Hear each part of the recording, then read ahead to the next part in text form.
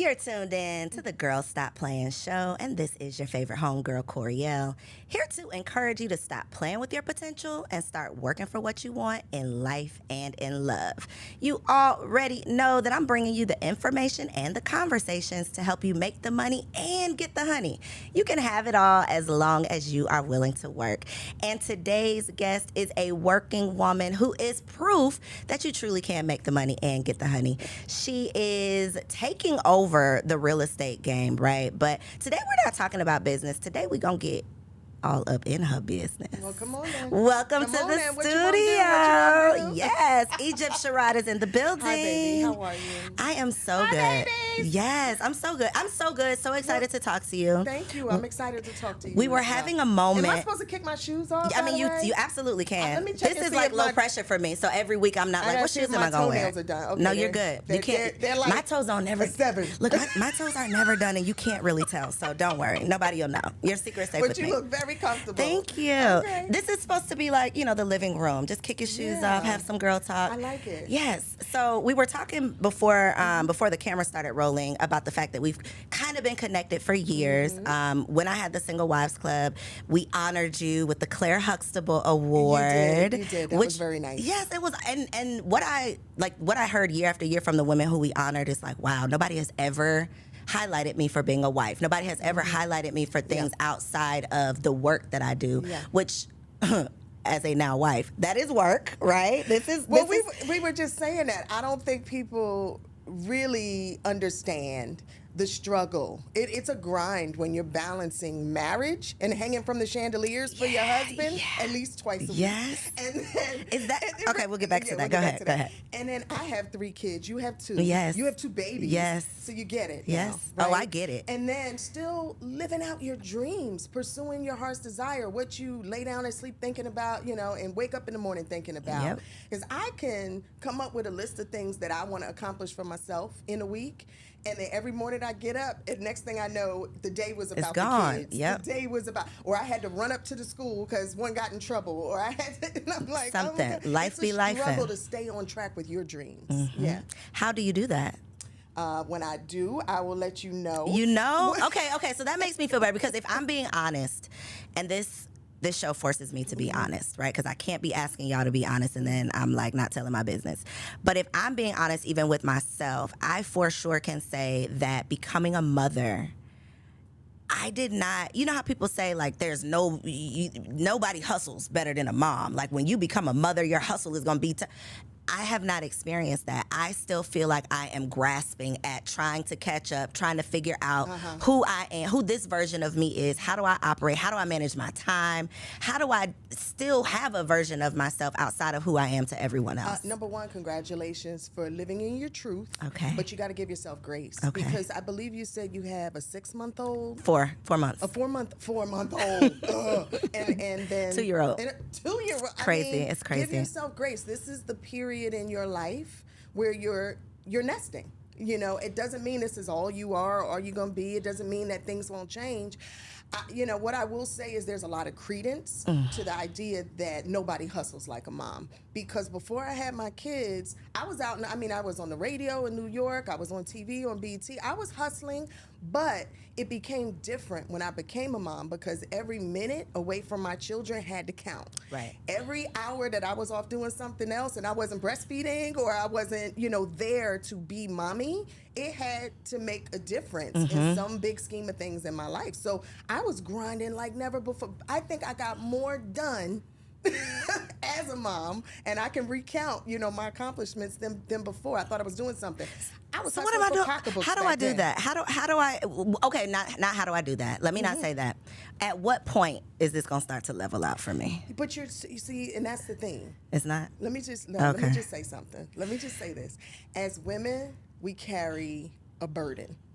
As Black women, we carry everybody's burden, and so we have become accustomed to the world being hard on us, so we're even harder on ourselves. We think we got to be super women. The first thing you got to do is take the S off your chest. Okay. And I know you've heard that before. We've all heard that, but there's so much power in that.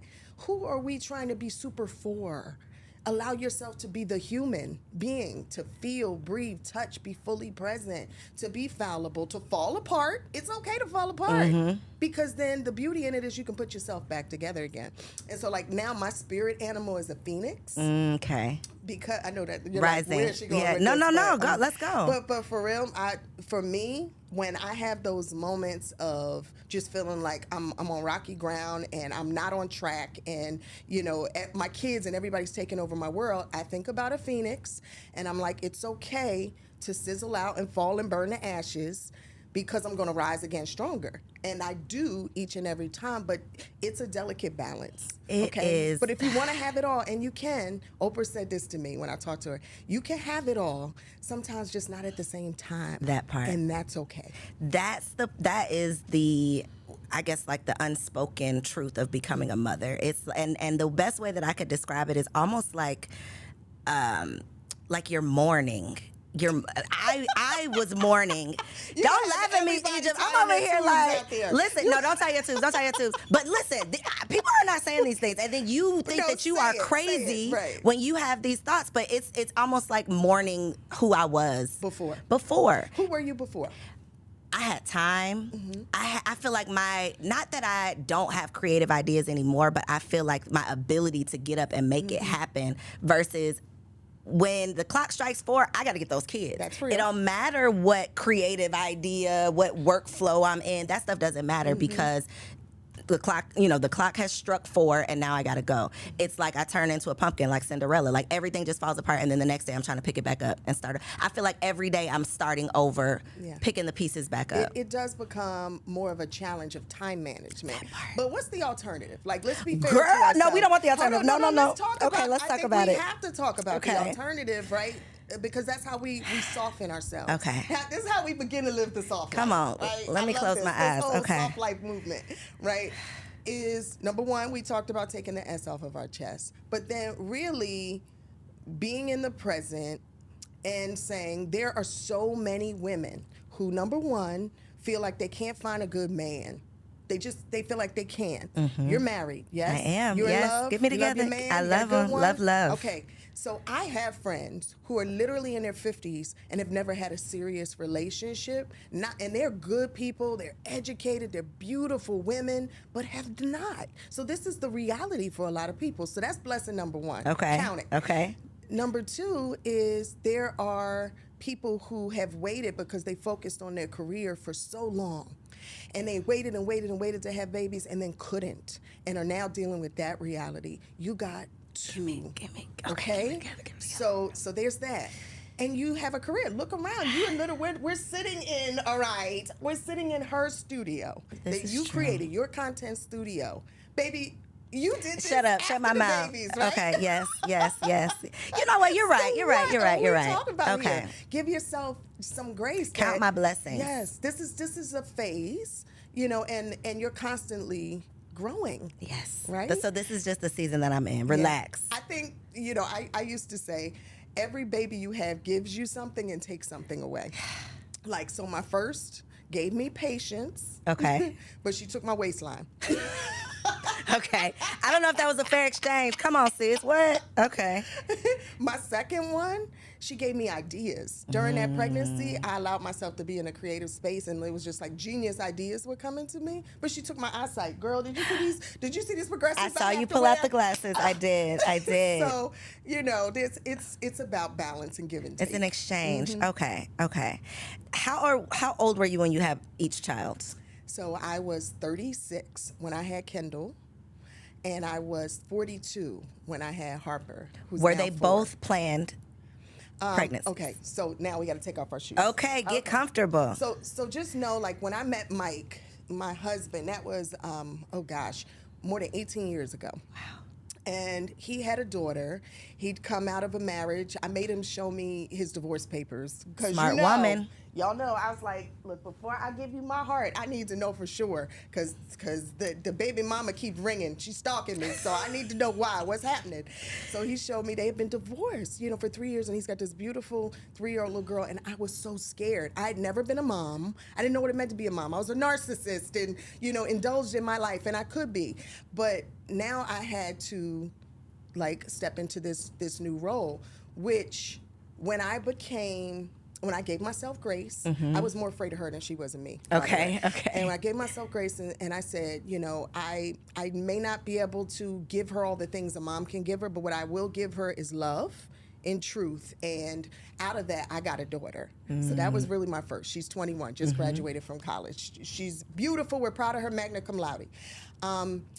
I didn't plan Kendall. We didn't plan Kendall. As a matter of fact, and I don't know if anybody else had this fear of pregnancy and childbirth. Really? I truly thought that I would not physically have a child because there was nothing. I was in the room when my sister gave birth. Okay, that'll do And it. I was like, ah. That cannot be me. Yeah, that'll do it. Like, no, Stay out of those rooms, ladies. To push that big head out of that. Yeah. Like, that ain't happening. So I had this irrational fear. That's rational. That is not irrational. Once you see something like that, that's traumatizing. So when I found out I was pregnant, we had already been married for over a year, and I told him, and I cried. I was just like, this is the end. But it was the beginning. It was the beginning of something amazing and beautiful. When I found out I was pregnant with Harper, we were hiking in the Atlas Mountains in Morocco. Oh, by the way, I found out I was pregnant with Kendall the day after we went skydiving, which is why she crazy. You know what? Wow. But Harper, we had tried for another child for some years, and it just wasn't happening. Fibroids and, you know, the issues we go through as women. So we gave up, and we went on this journey to Morocco to reconnect. Because you got to do that. You got to reconnect. And then we're hiking in the Atlas Mountains, and I just started vomiting, and I said, it's the air pressure or being in another country. Yep. I thought I had food poisoning. And we went down to the Riyadh, and it said to the, I don't even know if I said that right. Riyadh. You know, you're right. Yeah. Riyadh. But the guy's like, we don't have pharmacies. This is a Muslim country. We don't have pharmacies. So he sent me to Jaleel the healer. Okay. And Jaleel looked at me and said, I can't give you this tea. You're pregnant. I said, no, sir. I have indigestion or gas or food poisoning. And he's like, you're pregnant. He looked, not him looking at you. Looked at me, and he was right. I was 3 months pregnant. 3 months. Girl, I had a hysterectomy scheduled for the end of the year, and I was pregnant. I'm like, how? But God. But so she was meant to be here. Yeah. Not only was she meant to be here, but you got like the discount plan on this pregnancy because you got 3 free months. 3 free months. No morning sickness until that day. Yeah. That part. And I popped her out. You mentioned fibroids, though. You are literally the maybe 5th woman that sat on this couch and talked about. Now your story is different because the fibroids weren't a challenge, right? Or they kind of were, but you weren't pushing it. You realized that they were a challenge, and then you were kind of like, okay, this maybe isn't meant to be. It was a lot more. I mean, I'm not putting my whole medical history. No, don't put it out there. But it was a lot more. I mean, we tried for a few years. Okay. Did you do any of the things? We did a lot of things. Okay. We even looked at possibly adopting. Okay. My husband was very honest with me, and you know, some people don't like when I say this, but he said, I am not sure that I can love a child that's not my biological child the same way that I love my biological children. That was a concern of his as far as adoption. That's a thing. And it was his truth. I didn't like it, but I had to respect it, and it caused a hard pause, which is why we went to Morocco, so that we could reconnect, because it caused a hard pause in our relationship. What is a hard pause for someone who's on year 3 of marriage? Very, very early. I'm on year 3. We're not. I think we're out of the honeymoon, but we still like it's still really good. I think we're transition. You know, all of the things. What is a pause, though?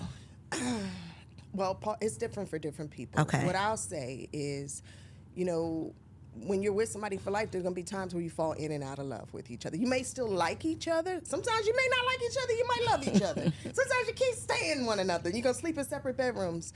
We made a decision, though, that we were in it for life, that divorce was not going to be an option for us. But it was a hard pause because there was something that was very important to me in my womanhood, that I wanted another child. And I felt like he was being selfish because he already had 2. He had one before me, so he's good. Yeah. And I'm like, but you don't understand how I feel. And, you know, once you hold that baby, you're going to fall in love. And he's like, I may, but I'm afraid of that. I wasn't hearing him. It's not that he didn't want to do it. He was expressing his fears, which a lot of men don't do. So that was fair. So it caused a hard pause because I misinterpreted his feelings. I heard what I heard. I didn't hear what he meant. You heard he wasn't going to give you what you want. You didn't hear that he was actually genuinely afraid of this. Yeah, and so I started questioning, like, am I married to somebody selfish, you know, or, you know, why wouldn't you want another kid? Look at what God has blessed us with. We have more than enough to be able to provide. So it wasn't that I had fallen out of love. I've never fallen out of love with him. I have fallen out of like. How long does it last? What's the longest it's lasted? What's today? No, I'm joking. It varies. It depends. What's the longest though? Right what is you've realistic? Been married 3 years. You've been married 3 years? Yes. So, I mean, y'all are still in the honeymoon phase. Are we? We didn't have 2 kids though. We're in the postpartum phase. Okay, fair. Well, when I think back to 3 years and we were still in the honeymoon phase, real life and real marriage hit us probably in year 7. Ugh. Egypt, stop it, please. What? He said, somebody got in my head something about a 7-year itch. And this is my personality, the power of suggestion. You tell me something that I catch on to and I start obsessing about it. So I remember saying to him, are you itching? Are you?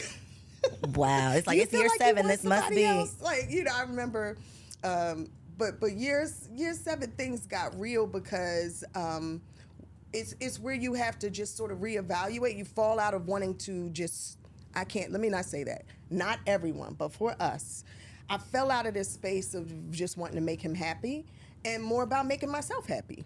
I was like, what about me? What, you know, so it caused an itch for me. Yes. How did you scratch your itch? I made myself happy. I did the things that were important to me as well. I got back on track with my goals. And then we went to counseling, which I know that T word or whatever, that therapy word scares a lot of people. But it saved us in a very big way because what we were doing was talking at one another and not to one another. We were hearing but not listening. And that is a really big thing in relationships, not just marriage, across you know, just across the board. So it taught us how to use tools that we didn't have, that we didn't watch our parents with, that we often don't grow up with in our community. It gave us tools and taught us how to use them in a way to be effective so the other person felt heard. So I had a conversation with a pastor who does premarital counseling, like has counseled hundreds of couples through all types of issues, you can imagine, all types of issues.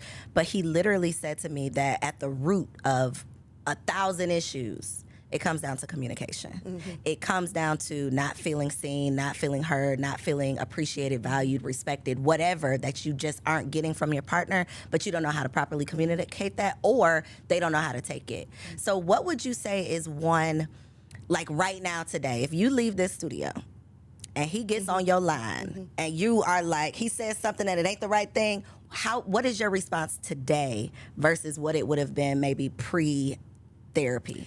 So pre-therapy, if you said something I don't like, who you talking to? I know you're not talking to me like that. Call me back when you have a different tone. That's real? Now it's, okay, so let me make sure I'm hearing you correctly. I heard you say this. Is that what you meant to say? Or what was behind that? What else happened today that caused you to say it like that? And then he catches himself and he's like, baby, I'm sorry. I'm sorry. I'm just having a rough day. This is what I meant. This is how I meant to say it. And then we reset. But also me allowing him to reset and not holding it against him. Because you know sometimes a guy will do something, and I'm just mad. Later in the night, it's like, you know, I didn't appreciate when you said, and it's like, no, they don't operate like that. If we let it go, we gotta let it go. It's not fair to hold on to it. So, yeah, I think we kind of hit a cruise control point in this relationship. I know I'm with my life partner. I love that. What season do you feel like you're in right now in your marriage? Because you all are working together, you have a podcast together, you spend more time together now, I'm assuming, than when you weren't working together, right? So what season would you say this is for you? This is the sex season. Ooh, come on, sex season. Okay, we'll go there next. Thank you. Okay. No, yes and no, but this is like, so I'm also premenopausal. Okay. Ooh, what does that look like? Let's talk about it. What do we have to look forward to? Listen, you have to look forward to being in heat. You got the heat on right now, but you got a blazer on. You supposed to have like the arms out. What do you do? What do you do when it hits you? Showing. You No, do. Yes, you're looking good. I got the fitted jeans on. No, it's a fun season. Is it? So Okay. to be more direct, it's fun for a lot of reasons. Because we did a lot of the right things. We planned as partners financially so that we could start having fun with our money and doing things that were passion projects. We got one out the door, baby. She's got her first full-time job, graduated, done. And the others can see what the level of expectation is now. We got a village around us, a family that moved here from New York and Florida. So we have support so we can actually go on dates. Blessing. That's a blessing. Because we got babysitters. Accepting. But, with this TV show, which was a lot like what you're doing here.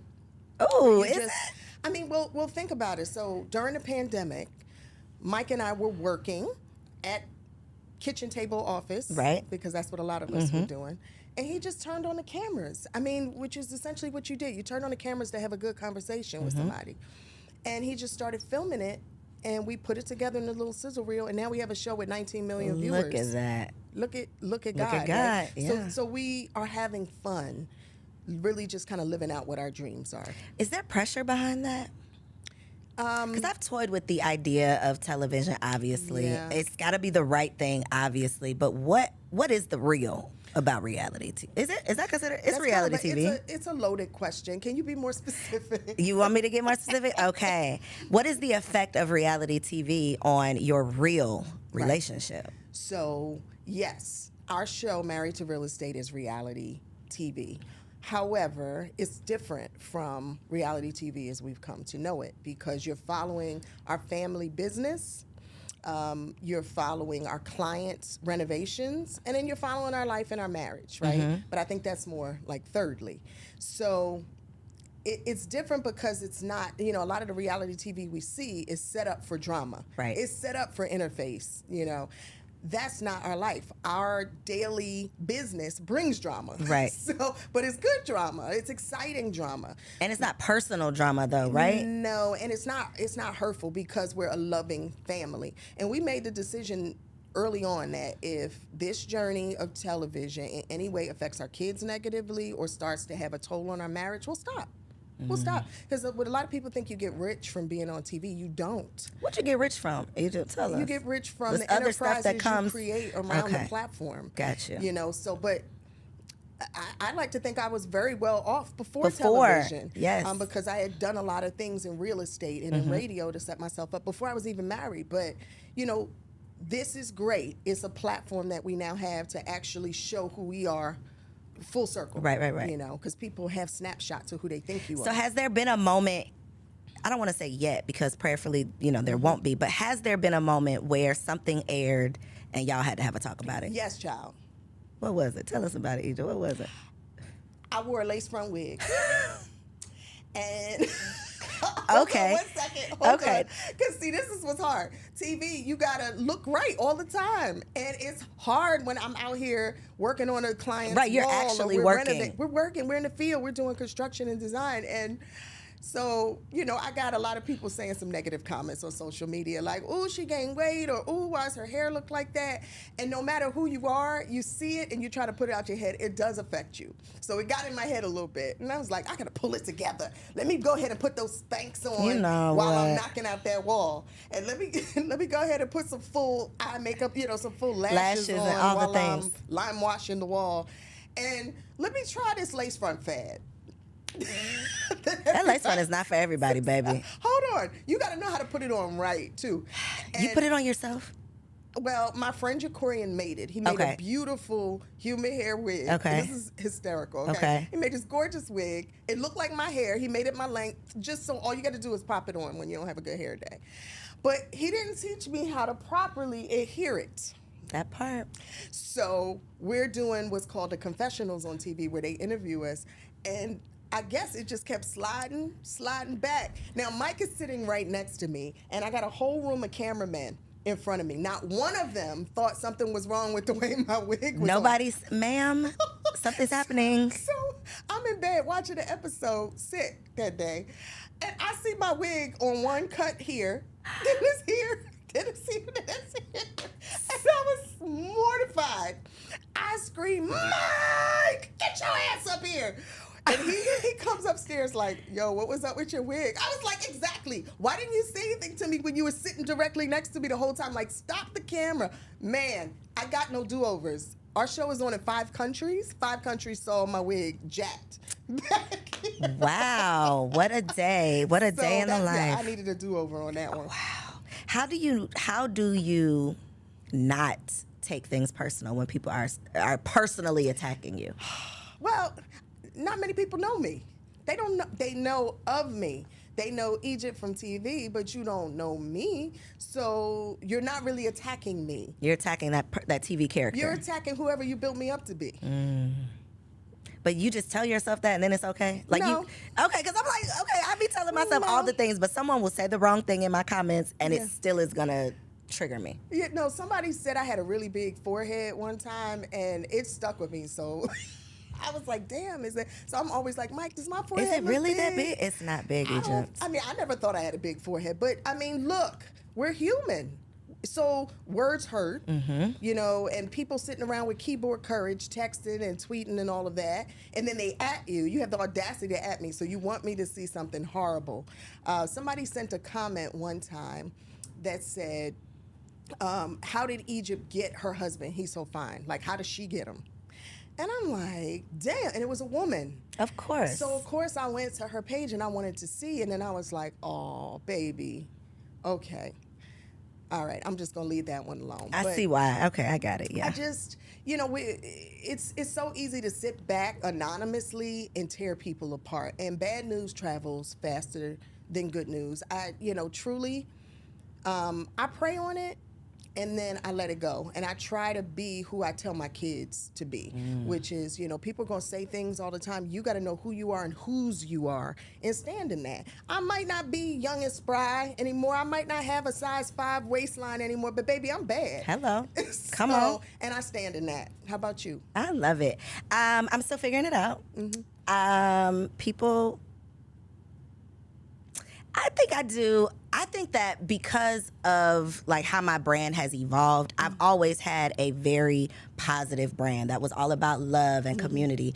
But I think the internet has changed, social media has changed. It has become much more divisive. If I say something good, I can say, you know, I'm so glad, I'm grateful I'm able to breastfeed. Somebody is going to be in the comments and say, well, everybody can't breastfeed. What about the women who can't? What about, you know, it's always like a good thing is turned into, well, what about the other people you didn't mention? So I think now with the way things are, you could think you're saying something positive and somebody's going to find the negative in it. So things come up, obviously, but my strategy is to reply back and block you.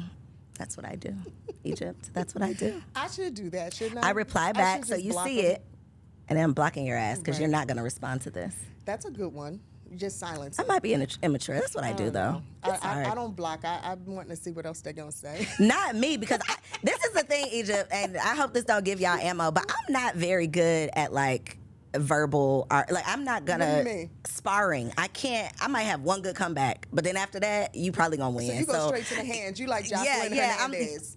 You go straight to the Baby, I am not like Jocelyn, okay? Jocelyn is a beast out here in these streets, okay? I am Floyd Mayweather. You Floyd know, Mayweather. something. But I'm like, I'm gonna throw a rock and run. I'm gonna throw a rock, pop, hit you in the head, and then run the other What's way. your sign? I'm a Libra.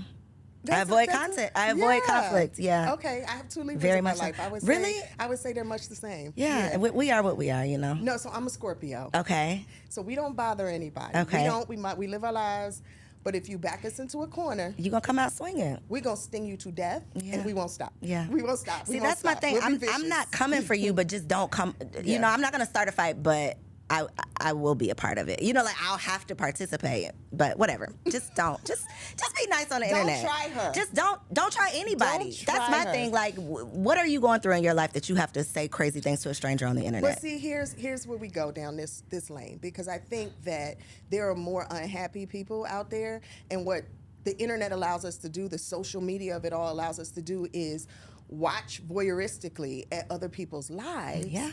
And it's a sickness. It really is. They'll watch your life and love you until you become too successful or you're doing something too right. And what happens is they internalize that and you remind them of all the things that are wrong.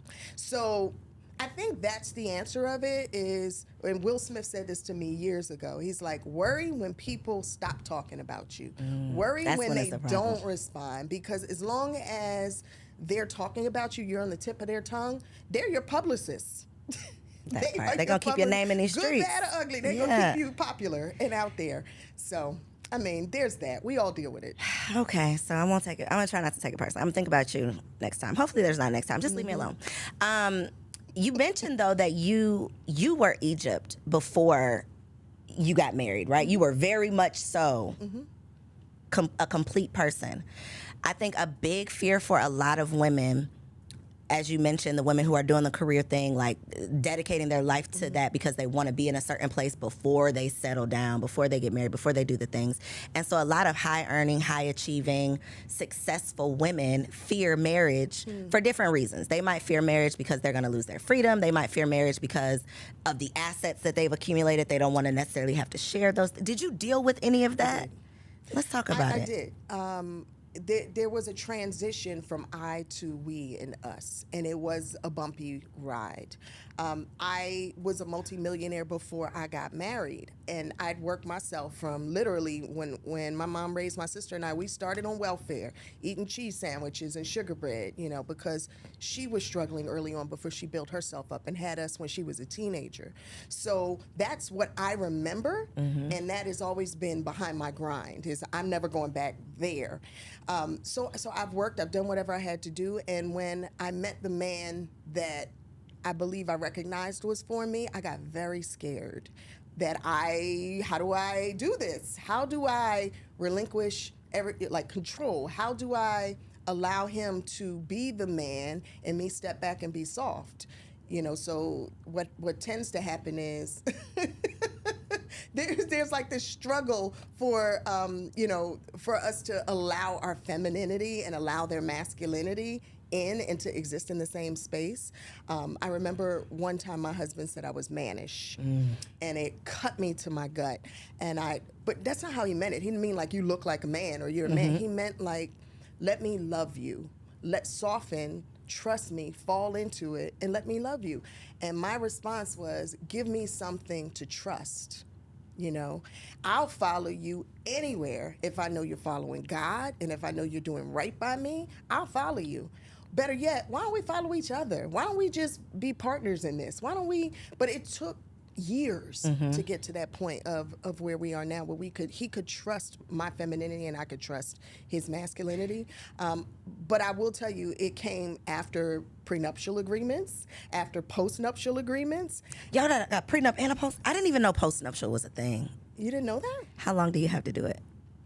Is it like you got to do it within 6 months? No, you could do a postnuptial agreement at any time. Okay. So a prenup came up front, and it wasn't because I didn't trust him. It's because he had another child and he had another marriage, and you know what comes with that. And so I didn't want anybody garnishing my money or anything. I didn't want to risk it. Plus, again, I didn't know how to be in an we relationship at that time. So, but it gave me peace of mind. So it was your idea? And it was my requirement. How was that conversation? He was like, I don't want nothing but you. So let's not. Okay, gotcha. And then I skipped down the aisle. So because I could rest on that. I could breathe in that. I could breathe in that. And then the postnuptial agreement came. Well, we had a very rocky period of time, and this is what you'll find, right? In a marriage, in a relationship, you're going to have ebbs and flows. There were times in our relationship where I made a lot more than he did. And then different times, once he built his business, he makes a lot more, than I do. So during the time where I was making a lot more and I felt like everything was on me, it was a stressor in our relationship. And for me to be able to continue and not feel like everything that I'm working my life away for can be stripped away if you decide to leave me, I need peace of mind, because for this amount of time, I built this. I need a postnup. Now, my mom says that was very selfish. What did your husband say? He thought it was selfish. But I mean, when we really sat down, it's like, well, what are we talking about here? Are we talking about splitting up? I don't want to leave you. You don't want to leave me. But I need peace of mind because for X amount of time, I've earned this. I've built this. I have these businesses. And he's like, but I've been a part of that. You have been a part of that. So this is what we need to understand. A postnuptial agreement doesn't mean that they don't get anything. It's literally like, if you were to leave me next year, this is our understanding, so we don't have to go through an ugly, messy divorce, and I can have peace of mind. But also what it did for me was allow me to move forward in grace and peace and say, look, I'm following my heart. I want to be with you. I want to work with you as you're building your business. I want to do all of that. I want to be supportive. It's just that I don't want to lose everything if you lose everything. So luckily, he didn't lose everything. He built everything. And we continue to build together, and we found a groove of where, truthfully, paperwork exists, but most of our fortune came after all of that. And it's us. It's ours. It's our kids. We built, an estate, and we're happy with that. But yeah, it's a struggle. And I hope I just talked your ear off because you need to kind of hear that. Really, I went from girl to woman. I went from selfish to recognizing that it's such a greater experience when it's about all of us together. Yeah. Oh, that's tough, Egypt, and I can relate to so many of the things you said from the standpoint of excuse me, feeling like you have built your thing.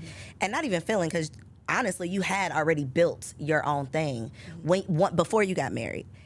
Did you ever come to a point where your thing became our thing? Yes. How? Yeah. How? If this was literally like your baby. It was a shift of, number one, spirituality, and further connecting myself.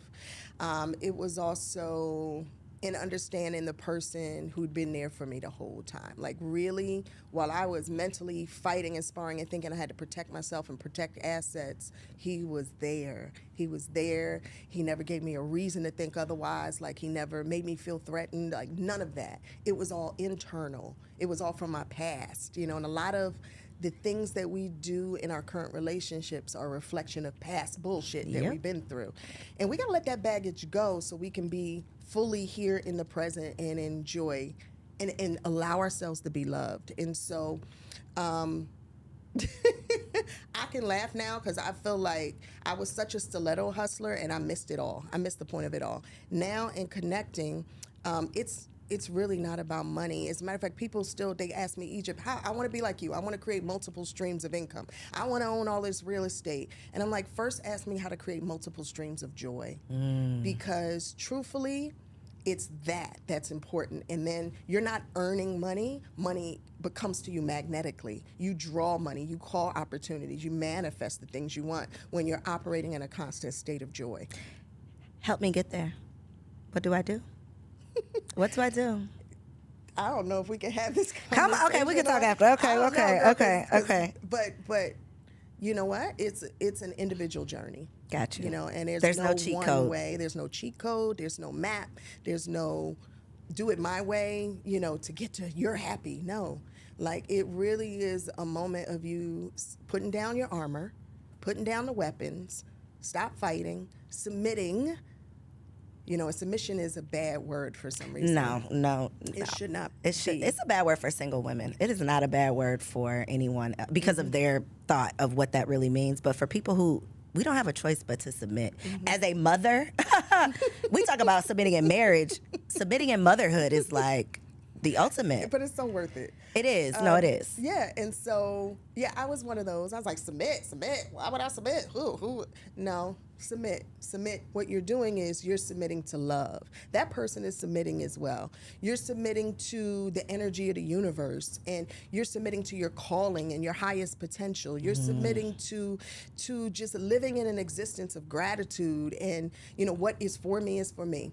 I can honestly sit here and say I don't compete. I don't subscribe, because what is for me, and I'm grateful for it. And in that gratitude is how I've called everything else to my life. I think that's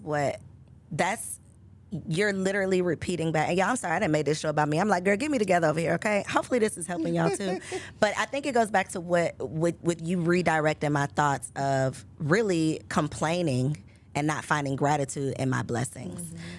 Because like you said, I have so much to be thankful for, but I'm so focused on the things that I haven't accomplished yet versus the season that I'm in and appreciating that this is where I am now, where I am now.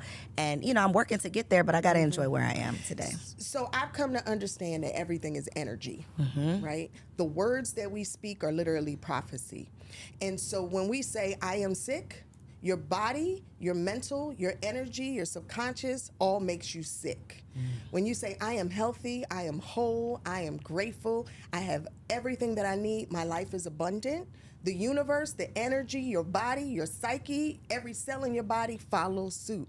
And so it sounds like it can't be that easy, but it really is that easy. It's that we as women, we have this power, right, to manifest life, you know, to get busy and manifest some babies. But we really have the ability to co-create and manifest the lives that we want as well, in words, in vision. There's a lot of power in vision boards as well. I remember, I don't know if anybody else used to do this, but when I was in school, I would cut out Right On magazines and Black Beat magazines and, you know, Travel and Leisure magazines and all the places I wanted to go, the people I wanted to meet and, what I want my husband to look like. And I had Michael Jackson on my ceiling. I had Prince's Purple Rain poster on my ceiling. One was my husband, one was my lover. You know, the whole thing. I didn't know back then at 17, 18 that I was vision boarding. Yep. I was visualizing because it's what I saw when I woke up. It's what I laughed at, it's what I looked at, it's what I added to. And when I went to sleep at night, literally everything on my walls has come true. The places I've been, the people I've met. I sat for 45 minutes and talked to Prince. I was going to say, did we get around to Michael and Prince? Okay. I married Michael Jackson. My husband is Michael Jackson. You know what? That's crazy. Now that Michael, right, but Michael, his actual right. I like my Michael better. That's crazy. No, I've taken inventory of this. This is what I'm saying. The people that were on the walls, I had New Edition on the walls. I done lived around the corner from Ronnie DeVoe when I first moved to Atlanta. But not only that, not only did I interview New Edition, I was on tour with New Edition. Wow. I was on stage singing at Madison Square Garden with Prince and Cyndi Lauper. I don't sing. He just called me on stage. I was gonna say, were you a singer too? I didn't know that about you. I break every window of the studio. You don't want me. But what I'm saying is that we have to get in tune with that vibration. We have to get in tune with that energy to call things to our life that we want. So many times, and I'm guilty of it too, and I have to catch myself, we're on social media scrolling. The problem with that is there's an algorithm that shows us what they want us to see versus the things that we want to tune into, and it brings our vibrations down. How many times have you been scrolling and you see something really bad and it sticks with you throughout the day? Somebody fighting, somebody got killed, so all of these things, and it lowers your vibration. We don't even realize subconsciously what it's doing to our bodies and to our day. And so all the people that you chose to follow, though, you can't find them anywhere. Right. You know, they don't. What? You That's can't even very find them. true. So that is the state that we're in right now, where everybody's vibration is like here, and it's not our fault. It's what we're being fed. So we have to consciously feed our soul and our mind the way that we want to feed our body when we want to lose weight, the way we feed our body when we want to get healthier as well. Whew. Okay, get me together. I want to talk about sex though. Because you brought it up. You said it's sex season. Hello. I want to talk about the transitions of sex in a marriage. Okay. Because I've heard of have you heard of this concept of like a sexless marriage? I have. And I couldn't imagine. I couldn't exist in it. So is that a Scorpio thing? Is that true? What they say about Scorpios? I know what they say about Scorpios. Apparently, I don't know Scorpios personally. What have you heard that they've said? That y'all are very sexual beings. I can say this, that I've heard Scorpios are supposed to be freaks, right? That too, yeah. Okay, so let's just call it what it is. Well, I was trying to be nice. Very sexual beings. We have far past just being nice. I will say this, sex is important for me. It has always been important that whomever I'm with, that I'm sexually compatible with them, that I feel wanted, that that they accept and reciprocate my affections. I wouldn't call that freaky. I would just call that being sexually in touch with yourself. Got you. And Okay. comfortable with yourself and with your body. I will say, sex has been different in every decade of my life, though. Okay. Wait, Is it getting better? Sex over 40 is damn good. That's what I've heard. It is. Okay. It is. It's really good. Okay. It's She's really like, good. girl, it is good. You know, Okay. in my 20s, it was sloppy because, you messing with these 20-something-year-olds, don't know what they're doing, Just don't know how to crazy, please a yeah. woman, nothing. In my 30s, it got interesting because it's like, I just don't care anymore. Like, I'm free. You could turn on the lights. Right, you right. get whatever. And then you get creative and start exploring. Yeah, you said hanging off the chandeliers. I believe that's what you said. Yeah. That's what we should all aim to do. That's what we should all aim to do. Twice a week. Twice a week. So I need to quit my counselors, my therapists, because they like 4 times, more times than What? not. They said And my 4 husband times. is like 4 times a week? keeping a tally, and I'm like, bro, I am tired. Wait, so let me get this right. Let me digest this. I'm not. I can't keep up. I can't do it. Who has time for 4 times a week? I don't know. Unless they're like bunny rabbits and it's over in 60 seconds. Not with a 4-month-old. Definitely not, because he's like right here. So absolutely not. But 2 times we should be striving for. Twice a week. At least, I think 2. I mean, whatever works for you. I'm not the Okay. doctor. I'm not well, Dr. you Ruth know, or Dr. I mean, Sex. you have made it to a milestone within marriage, right? Where you still got a smile on your face, you Right. still like your husband. I Y'all are love doing him. something Right. right. Y'all are doing something right. So I'm just trying to get a little bit of that. Again, I think it's finding someone you are compatible with in every area and being honest with yourself. I had a girlfriend who was with someone for 8 years, and all the time, I would never, outside of this setting because we're having fun, I wouldn't sit down and talk about the sexual proclivities of my man or my husband. Right. That's not for you Absolutely to know. not. Yeah. That's for us. Because you're going to be wondering, well, let me see No, what. I No, ma'am. wouldn't. But, I would say to her, why are you telling me this stuff? Why? I don't want to know this. But she was Was so... it her husband? No. Okay. They were engaged, though. Okay. She was so unhappy with their sex life that she needed to broadcast it. She needed to tell somebody. I was like, baby, if you are this unhappy, she's like, but he's so perfect. I mean, he's got good credit. He has a great job. He treats my mom wonderfully. Like, everything else was great, but this. And she's like, I feel like I could deal with it. Everything else, he treats me, he spoils me. And you said, no, you shouldn't deal with it. I said, look, if you are this frustrated that you are literally telling, I mean, if he knew what you told me and everybody else, he wouldn't show his face anywhere. If you're this unhappy, you're going to cheat. You are going to cheat is what's going to happen. It's going to ruin all of this. It's going to ruin this whole relationship. Maybe y'all need to go get help. Maybe y'all need like a sexual therapist. Maybe he doesn't know how. So did they end up breaking up? Yeah, they broke up. They didn't get married. They broke up. And she's with somebody right now who she's crazy about. Okay. And doesn't necessarily have good credit. But so what are you willing? Listen, ladies, what are you willing? I believe that. I don't want to say I don't believe you can have it all. Mm-hmm. I just think you have to be open to what having it all looks like. I don't think it could. It's seasonal, because he could have good credit right now. He could be making all the money in the world right now, and then the economy changes and the up goes down. So I think it's things change. I don't necessarily think you should be so just cut and dry. But also, perfect doesn't exist. It just doesn't. And so good luck finding perfect. What I think is you have to find somebody that has the potential that you can work with to be the things that you need them to be. Y'all grow together. Number one, they have to be willing to grow. That part. They have to want to meet you where you need to be met. And it's not about whether you love me, it's do you love me the way I need to be loved. It's not about whether I love you. Do I love you in the areas and fill all the areas that you need to be filled and loved?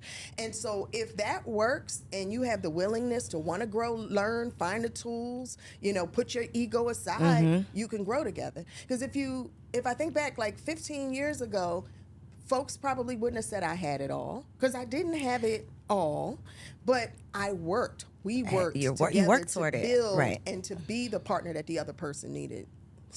So you mentioned having friends that are like, I always say like, well, it's like once you hit 30, whoo, that clock gets real loud, and we know that's. That's not always the case, but it's something in the back of your mind. Even if it's not societal pressures, it's something you start thinking about. I can't imagine the clock striking 50. Yeah. And I'm still trying to figure out, like, why am I still single? Why am I childless or whatever? What is the conversation like? Like, what is the advice from your standpoint? Well, I'm not 50.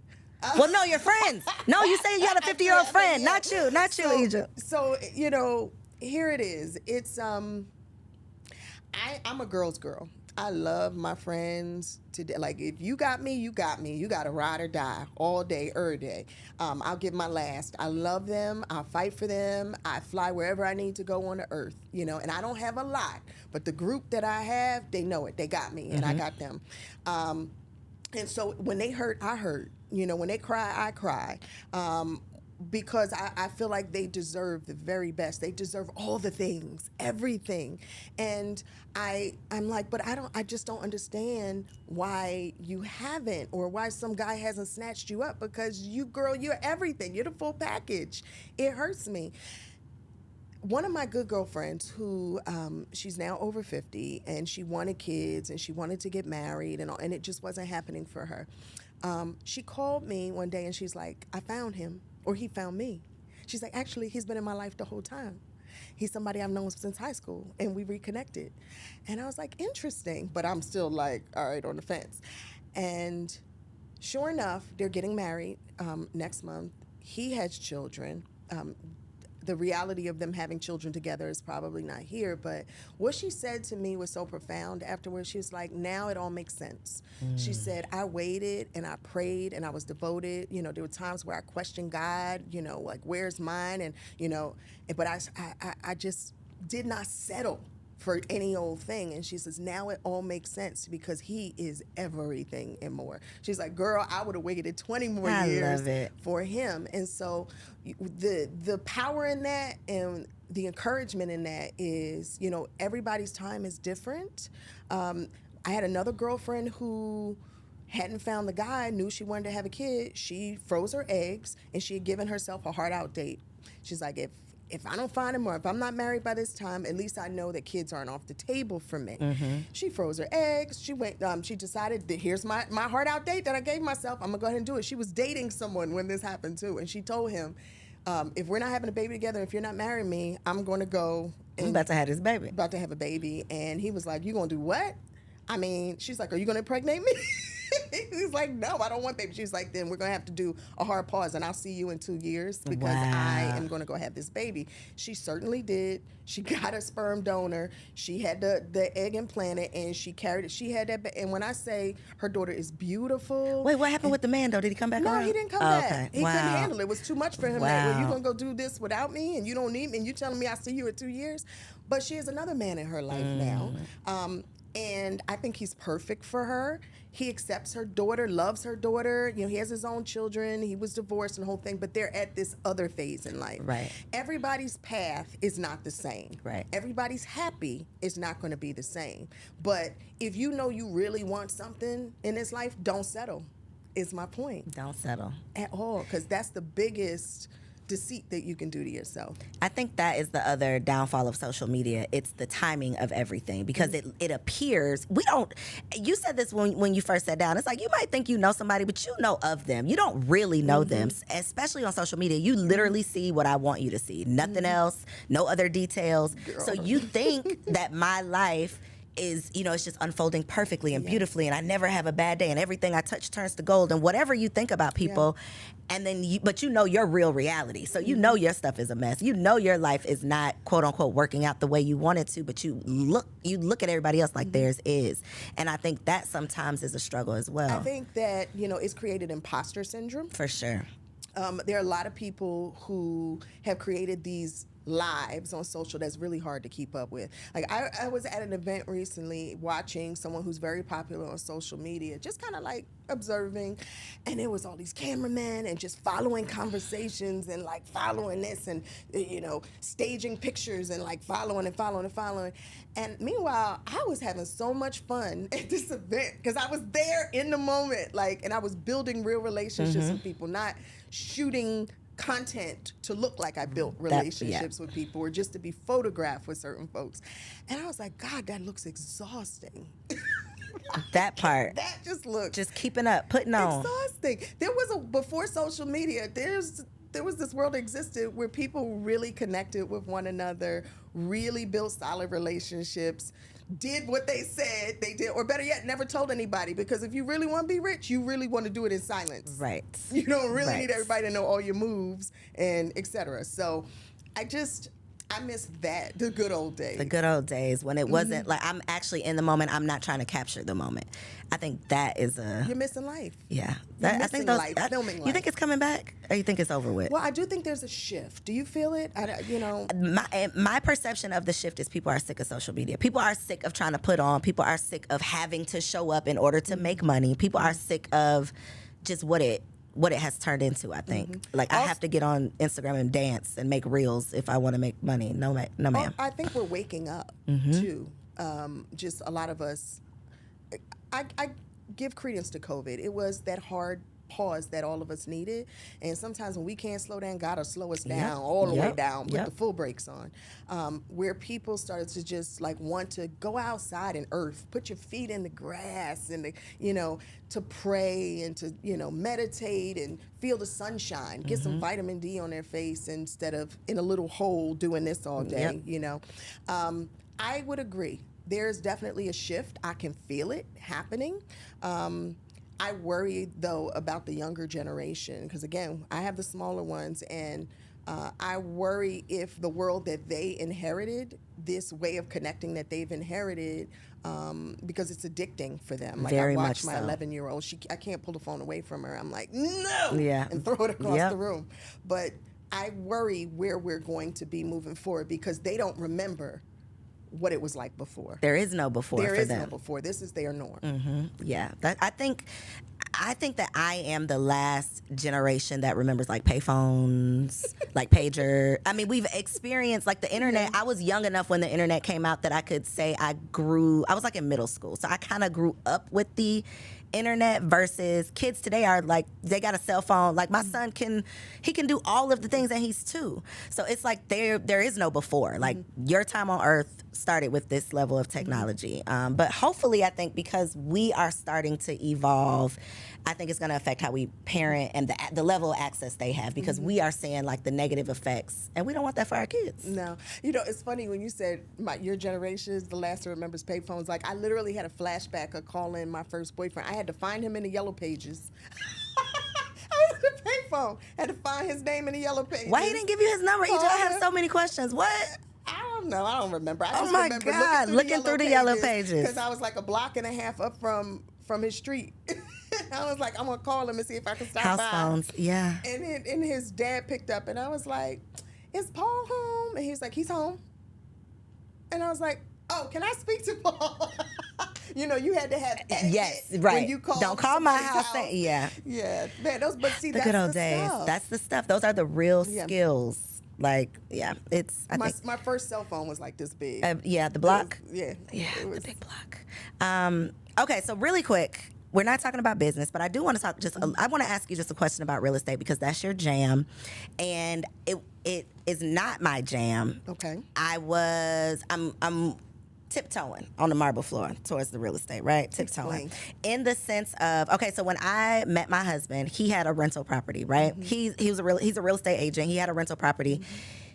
Long-term rental, like traditional, a renter in his property. I am a hustler, right? I'm hustling on the internet. I'm selling, slanging digital this and digital that. I'm doing all of the things. I know how much money I can make in a day just from sending out an email or like the way I get my money is different from the way he makes his money. With this property, he was making a profit of maybe like $300 a month. I could not wrap my head around why this was worth it. Okay. That was then. Great. I've matured a little bit now, okay? Now that we've gone through the short-term rental thing, we've had several Airbnbs, we have a property right now, we have a tiny house we've done the thing, so I'm starting to see that it's a long-term thing. It's not I'm gonna get rich today, but it's if I stack up this portfolio, if I have 20 houses making me this amount each month, now you're onto something. So I'm starting to get around to it and realize that real estate truly is. It's the foundation of wealth. It is. You I didn't talk realize to that any though. multimillionaire, real estate makes up a good portion of their portfolio. It's solvent. It is an asset. The one thing that we will never get more of, guaranteed, land. is earth Yep. and land Yep. to get you some. I mean, a perfect example is when we moved to Atlanta, where we live now.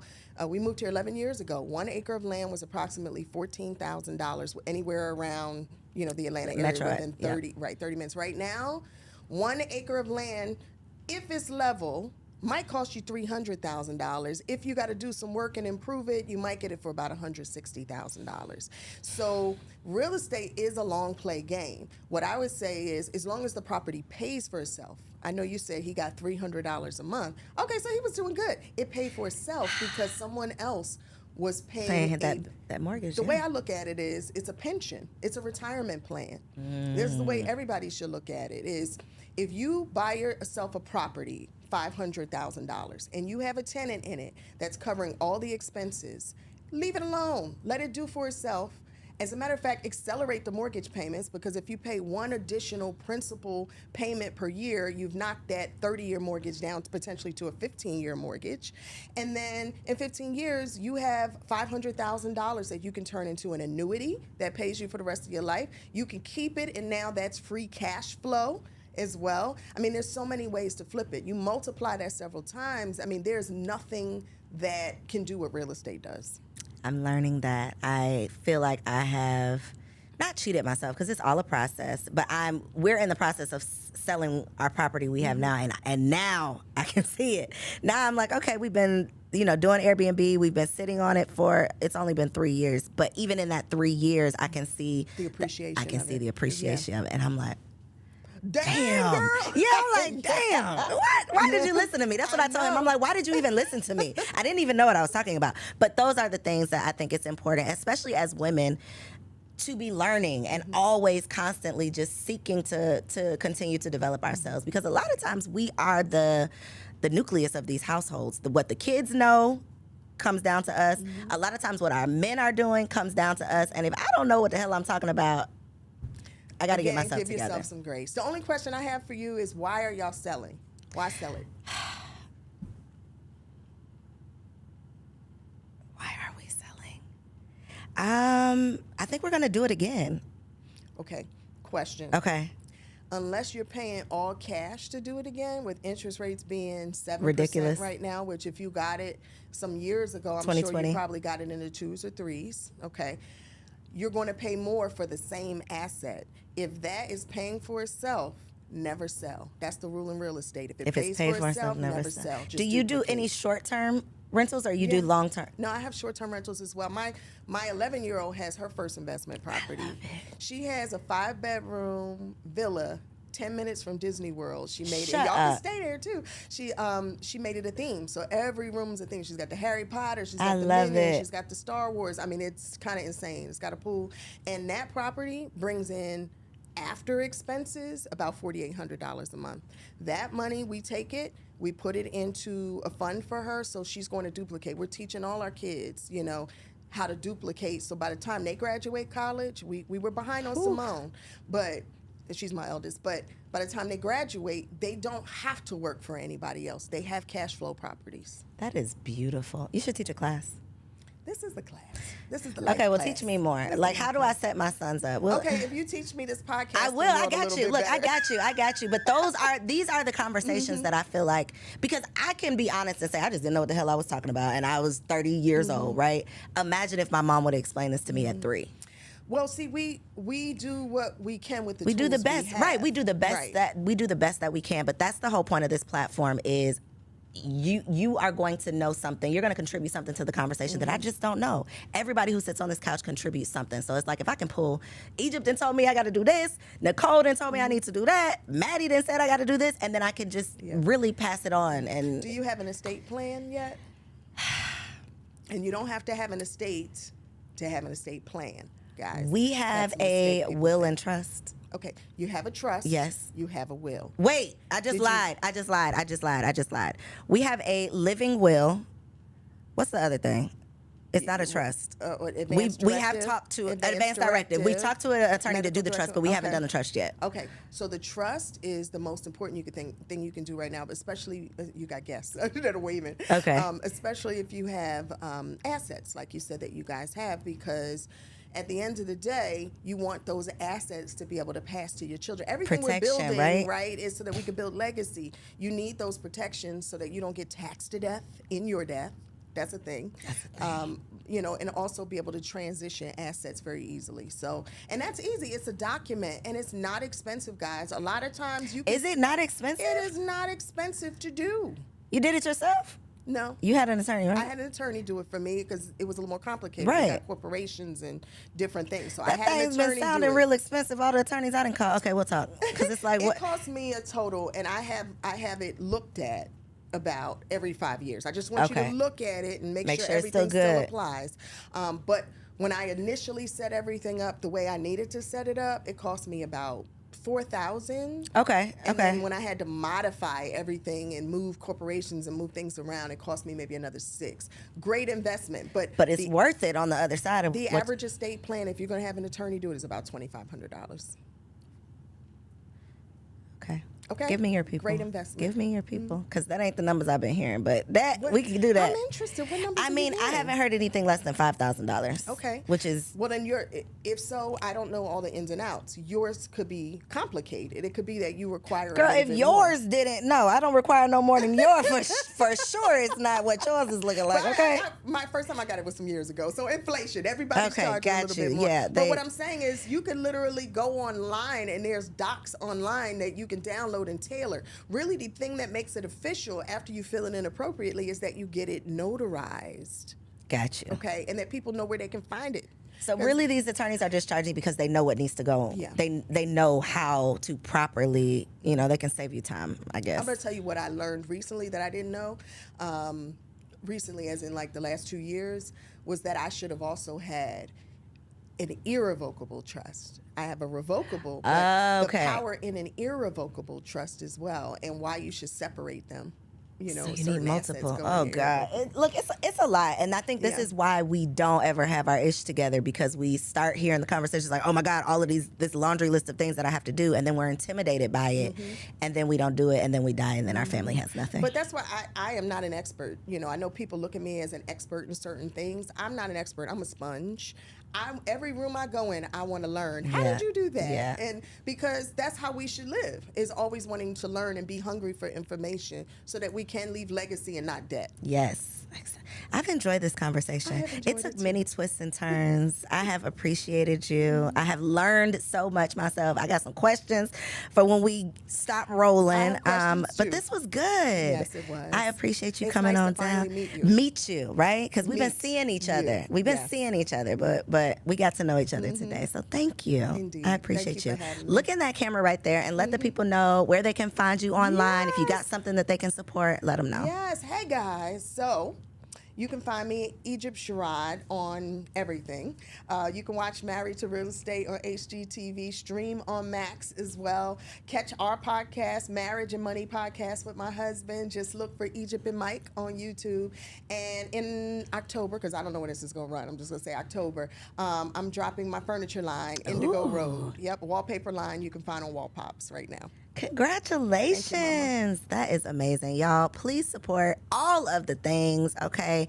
This woman is doing it, and we have to make sure that we're not just, we're really giving our flowers in the form of real support, right? Not just verbally, not just figuratively, but really showing up. So check out the line. I'm gonna check it out, girl. I didn't try to. If I buy one more roll of wallpaper, though, my husband, seriously, this is our current argument, girl. We ain't putting wallpaper nowhere else.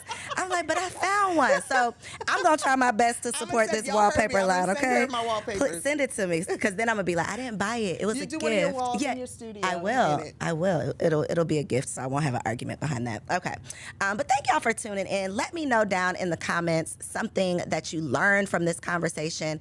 Please make sure that you subscribe to the channel so that you don't miss out on any amazing episodes, and send this conversation to a friend, okay? I know it's going to be healing and therapeutic for someone. Thank you so much for tuning in, and I'll see you on the next episode. Peace. If you enjoyed that episode, make sure you subscribe to the channel so you don't miss out on any upcoming content. And take it a step further and go ahead and join our private community over on Patreon, because it comes with some pretty bomb perks, including early and discounted access to our upcoming events, behind the scene exclusives with some of your favorite guests, the opportunity to call in on an upcoming show, the chance to vote on topics and guests for brand new shows, and I'm even giving you unlimited access to my vault of business classes where I'm teaching you everything from Airbnb to developing digital products and everything in between. And you can get access to our Patreon for as little as $5 a month, okay? Get in where you fit in, and I'll see you on the inside. Peace.